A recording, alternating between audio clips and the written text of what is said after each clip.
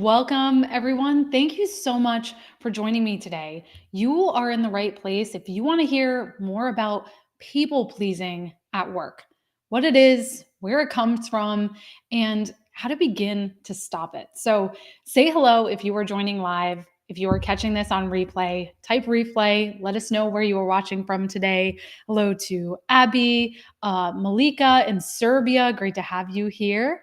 Amazing. So make sure you say hello in the chat. Let us know where you're watching from today. And I always like to say, please help your neighbors out. If you hear something as we're going along that resonates with you, that you find especially helpful or relevant, please help your neighbors out. Type it in the chat. And I want to make sure, I want this to be as interactive as possible, for this to be a conversation with all of you. So, hey, Marco, Amber, good to see you. Anthony, great to have you here.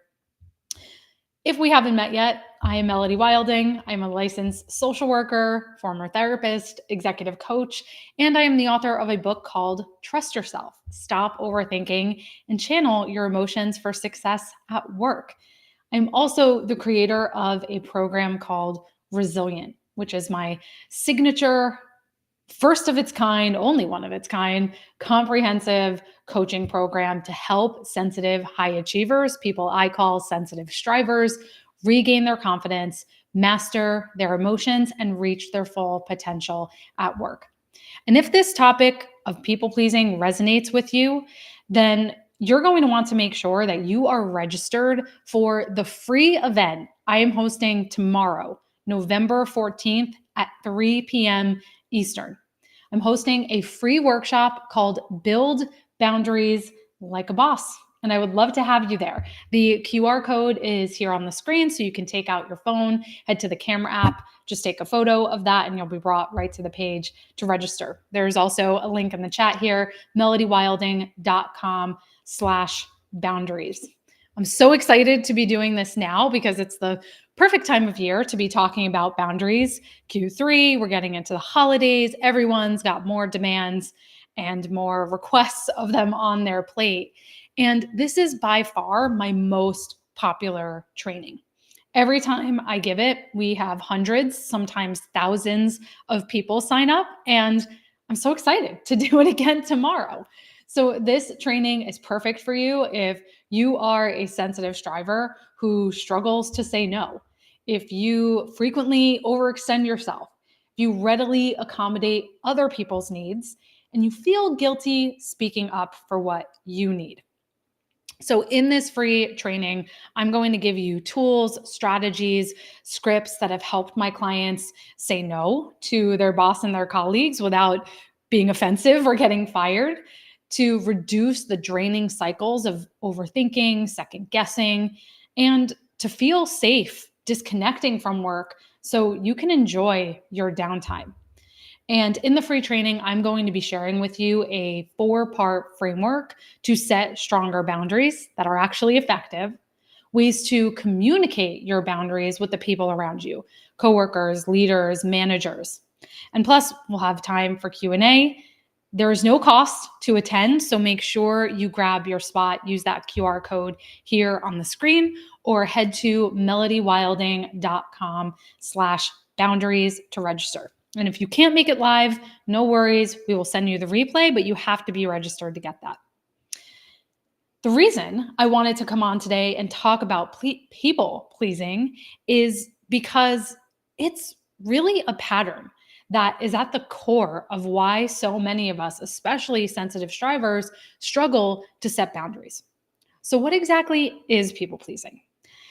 Very simply put, it's the habit of prioritizing others' needs, desires, and opinions over our own. And that often comes at the expense of our own well-being and authenticity. It's kind of like being an emotional chameleon. You're constantly adapting and morphing to the expectations, the wishes you think the people around you have of you. Who here can relate to being caught in that cycle of people pleasing? Just say me in the chat. Let's see. Regina said, I see the little QR code in the corner, but not sure how to take a picture of it. Regina, if you open your phone app and sort of hover it over the QR code. It should bring you, it should start to pull up a link. But if not, just head to melodywilding.com/boundaries. It'll take you to the same place. So let me know in the chat if you can relate to that definition of people pleasing, prioritizing other people's needs, desires, opinions over your own at the expense of your own well-being and authenticity. At first glance, people pleasing may seem like it comes from a desire to make other people happy. You might picture someone who always says yes to requests, who never rocks the boat, who seems to be the most agreeable person in the room. And that is a big part of it. But underneath that seemingly selfless exterior, things are a bit more complex. At the core of people pleasing is a deep-seated fear of disapproval and rejection. I want to say that again. At the core of people pleasing is a deep-seated fear of disapproval or rejection. And paradoxically, people pleasers, that's a tongue tire, people pleasers may believe subconsciously that by accommodating other people, they can control their relationships and their environments for the better. And I say subconsciously because we're often not aware that that's what is driving us, that we're trying to have control to make sure that everything is in harmony. No one is upset with us or angry at us. We haven't rocked the boat. We're not going to get rejected from the group. There are so many ways people pleasing affects how you show up at work. Always saying yes. Are you the go-to person for extra tasks, even when your plate is already overflowing? People pleasers often struggle to decline requests or set boundaries because they don't want to disappoint.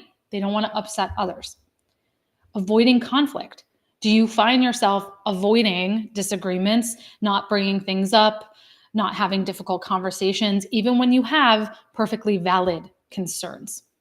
This fear of conflict can really stifle your own voice and hold back your ability to advocate for your ideas, to speak up for what you or your team need.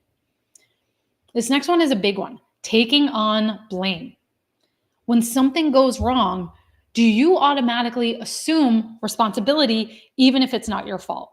You will find some way how in the past you forgot to send someone an attachment or let them know about something, and that's what led to something not working out. People pleasers tend to internalize blame to keep the peace. Neglecting self-care. Again, if you are constantly putting your own well-being ahead of others, that can lead to burnout, a sense of resentment. Seeking constant validation. Are you the proverbial gold star, A+ seeker, even in the workplace? Do you crave approval and validation from your colleagues or superiors?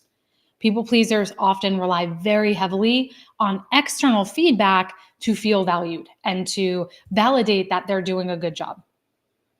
Over apologizing. So this is connected to that idea of taking too much blame. You might find yourself constantly saying sorry for minor things like asking a question, requesting help. And that fear stems from being an inconvenience or a burden to others.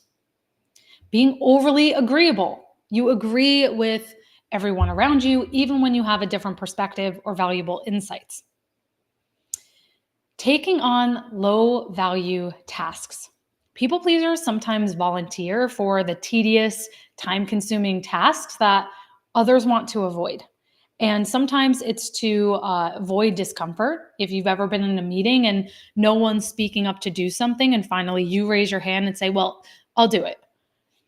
Again, this might seem helpful, but can lead to burnout, lack of recognition, lack of meaningful work. Hesitating asking for help. Instead of seeking out assistance when you're overwhelmed, you struggle in silence. You don't want to burden others, even when it's very clear you need support and you're doing the job of 3 different people. Agreeing to unrealistic deadlines. You may accept tight deadlines, heavy workload without questioning or pushing back on the feasibility. And that eagerness to please and just jump, be a yes person, can lead to missed deadlines, higher stress. And Regina, yes, this is being recorded. You can come back to this page anytime and watch the replay. Not initiating conversations. So we talked about having a fear of conflict and not having difficult conversations or giving people feedback when you need it. But that also goes for avoiding other types of challenging conversations, promotions, raises, things about your career advancement, because you don't want to seem pushy or self-centered. And of course, over committing, when you just constantly take on more than you can realistically handle. And again, can lead to poor quality work and really run you ragged.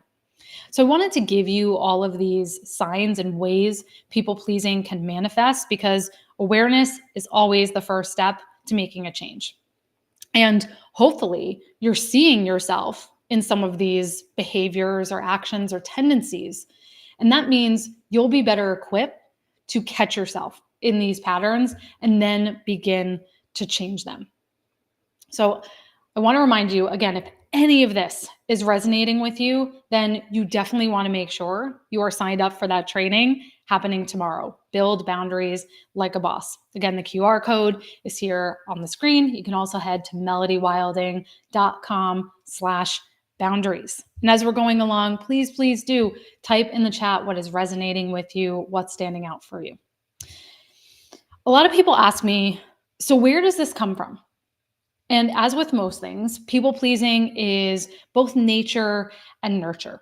So let's talk about those two factors. Let's start with nature. So first, we have personality traits. Some people, because of genetics, the way they're wired, are inherently more predisposed to people pleasing. Sensitive strivers are a great example of that. Because of our wiring, we tend to be empathetic, compassionate, we're eager to make other people happy. We, as sensitive people, actually have more active mirror neurons, the neurons that allow us to attune to other people's behavior. So those traits make us more aware and perceptive to the needs of others and the expectations they have. We also have a high desire for harmony. We thrive in environments with harmony, collaboration, positive relationships. So we might suppress our own needs to do what we think would be needed to maintain peace around us. So that's the nature side. There's also nurture. Much of people pleasing, as with many things, starts very early on. It's learned during childhood. So I want you to think about, what messages did you receive growing up about what it meant to be a good boy or girl, a good student, a good brother, a good sister, niece, nephew, what have you? How was conflict handled in your home? Was it avoided? Did you have to suppress or hide your emotions? Was it okay and safe to talk about your needs? What type of behavior did you see your main caregivers model for you? Culture can also play a huge role. Some cultures emphasize collectivism. Many Eastern cultures do, for instance. So if you come from that sort of background, you may be more inclined to prioritize what the group needs and suppress your own needs. And of course, our workplaces, our environments play into this in a big way, because in the professional world, things like diligence, teamwork, flexibility are highly valued. And trust me, it is great to be cooperative, adaptable, but there can become blurred lines between genuine collaboration and partnership and damaging people pleasing. Because while you may have thought people pleasing has made you generous, it's made you helpful, it can actually hurt you.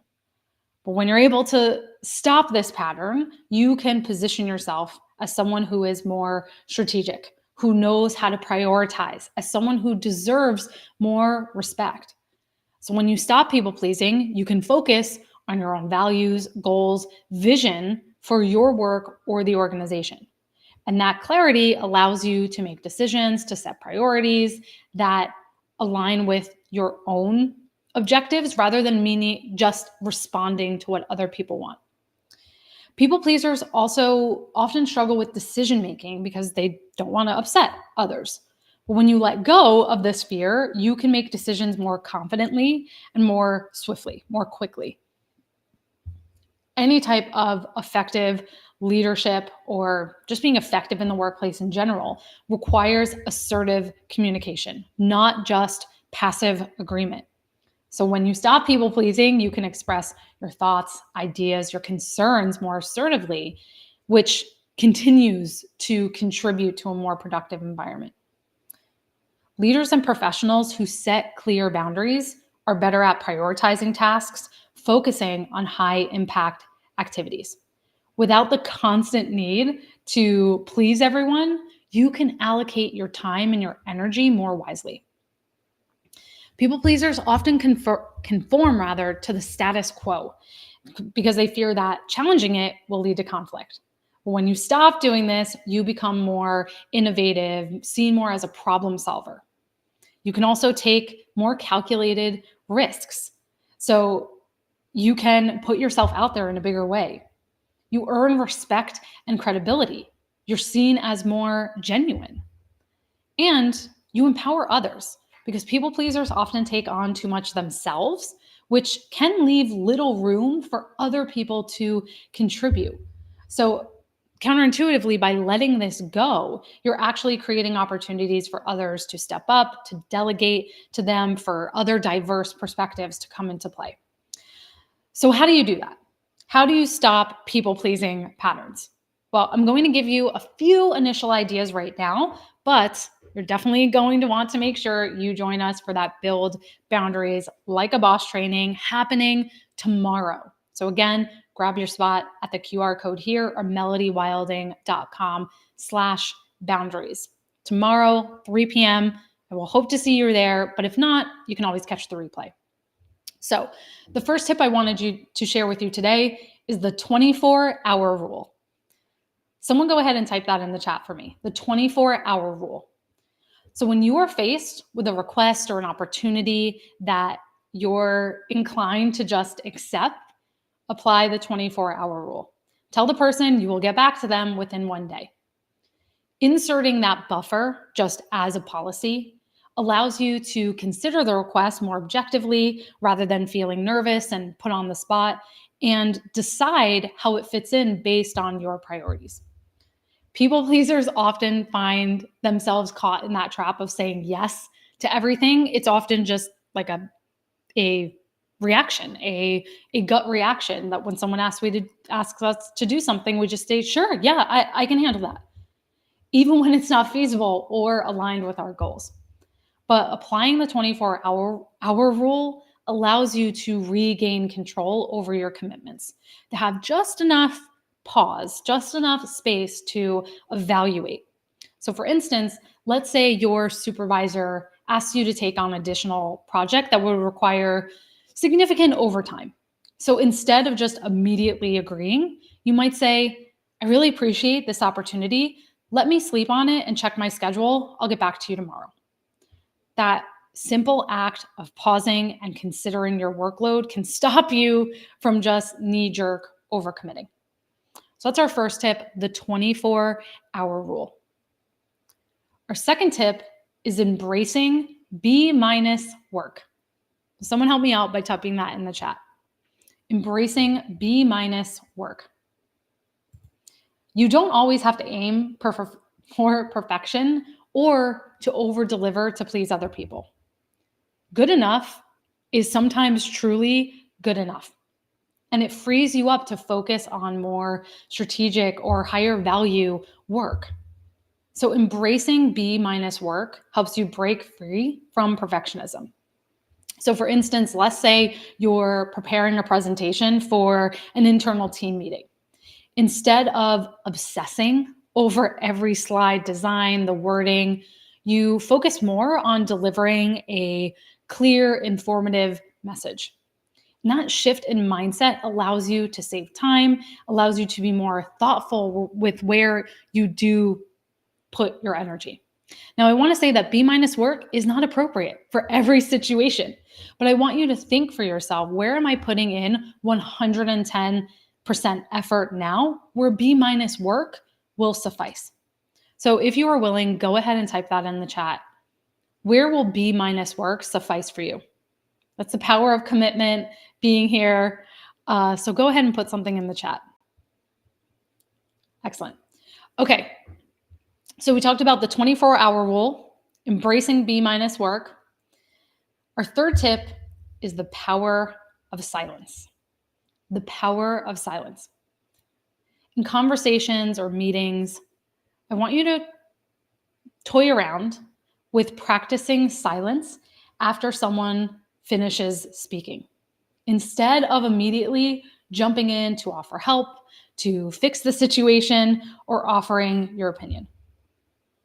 This not only allows you to think more critically, to again be more thoughtful about whether you do want to say yes or chime in, but it also gives others the space to contribute and take ownership of situations or ideas.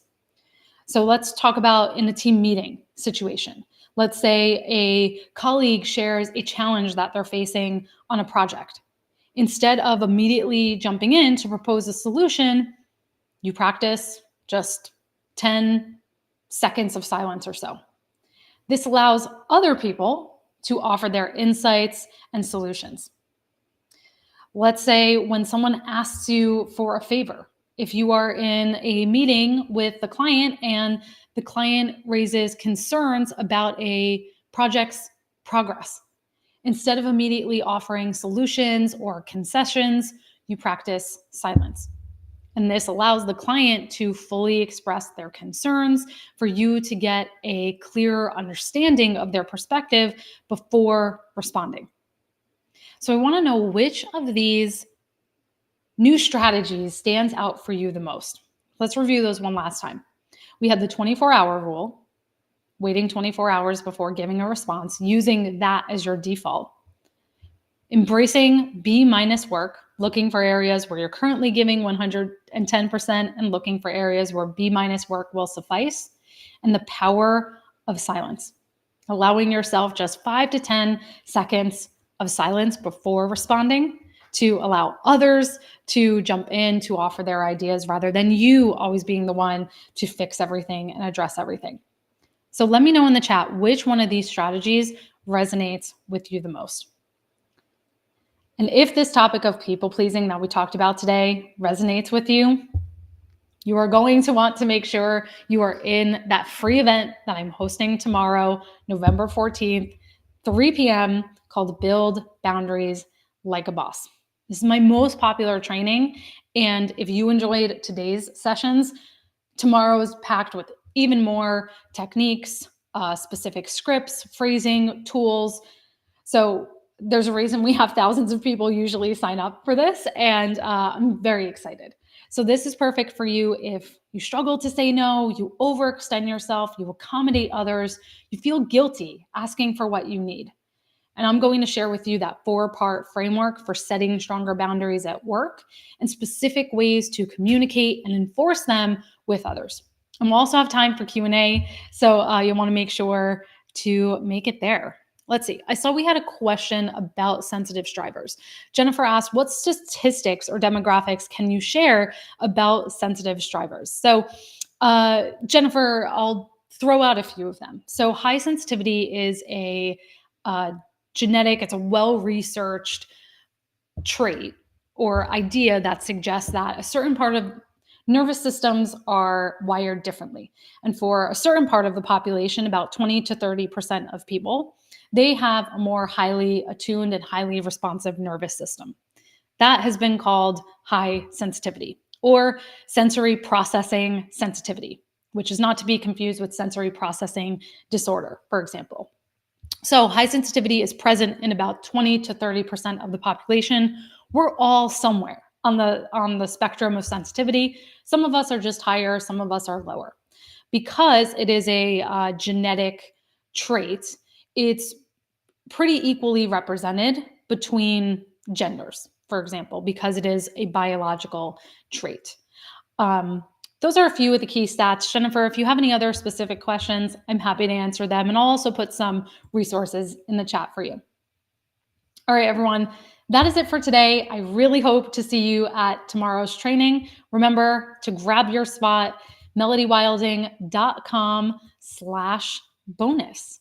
And if you have any other questions, go ahead, pop them here in the chat. I'm happy to answer. But I will see you tomorrow, everyone. Take care of yourselves, and we'll talk soon.